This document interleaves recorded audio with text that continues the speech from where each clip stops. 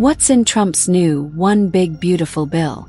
A sweeping 940-page tax bill is being debated in the United States Senate right now. And it could change the way millions of Americans pay taxes, raise children, or even tip at restaurants. The stakes: huge. The timing: critical.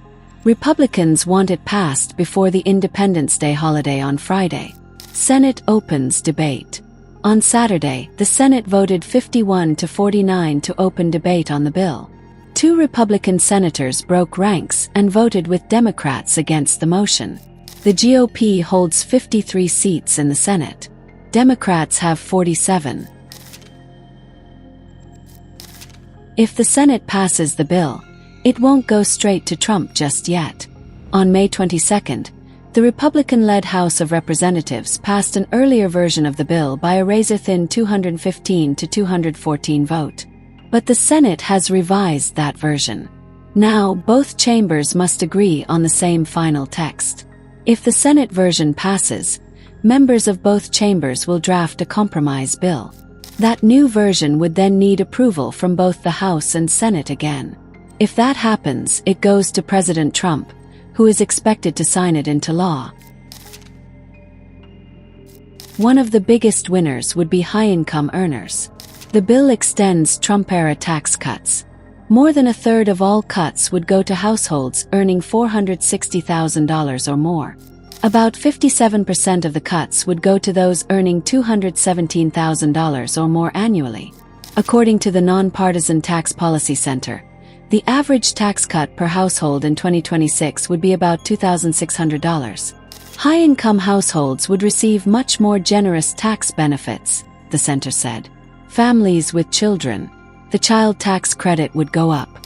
Currently at $2,000 per child, it would permanently increase to $2,200 under the Senate version. That's less than the $2,500 proposed in the House bill, but still an increase. If the bill fails, the tax credit drops to $1,000 in 2026. Traditional car manufacturers, car makers that produce petrol or diesel vehicles, could benefit. Why? The Senate version would end the $7,500 tax credit for electric vehicles starting September 30th. This could reduce EV demand, giving traditional vehicles a level playing field. Tipped workers. Another major change. Tips would no longer be taxed. Today, service workers must report tips over $20 per month to their employers. These tips are taxed. If the bill passes, that rule ends. Who stands to lose? Food stamp recipients. The Senate bill would cut the Supplemental Nutrition Assistance Program, or SNAP, by $68.6 billion over 10 years. SNAP helps low-income families buy food. In 2023, about 42.1 million people received food stamps each month. Another massive cut: $930 billion to Medicaid by 2034. Medicaid is the main U.S. health program for low-income Americans. The bill also adds a work requirement.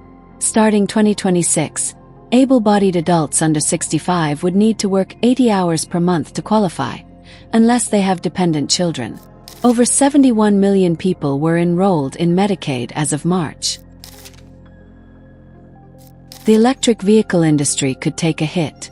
The Senate version ends EV tax credits in September 2025. Elon Musk, the CEO of Tesla, isn't holding back. "I'm sorry, but I just can't stand it anymore. This massive, outrageous, pork-filled congressional spending bill is a disgusting abomination," he posted on X on June 3rd. Some conservatives are upset too, over the cost. The Congressional Budget Office estimates the Senate version would increase U.S. national debt by $3.3 trillion between 2025 and 2034. The House version, $2.4 trillion increase. The U.S. national debt currently stands at more than $36 trillion. That's 122% of the country's GDP. This bill is big. It's sweeping. And it's controversial. With tax breaks, benefit cuts, and political risks for both parties, the outcome of this vote could reshape economic policy for years.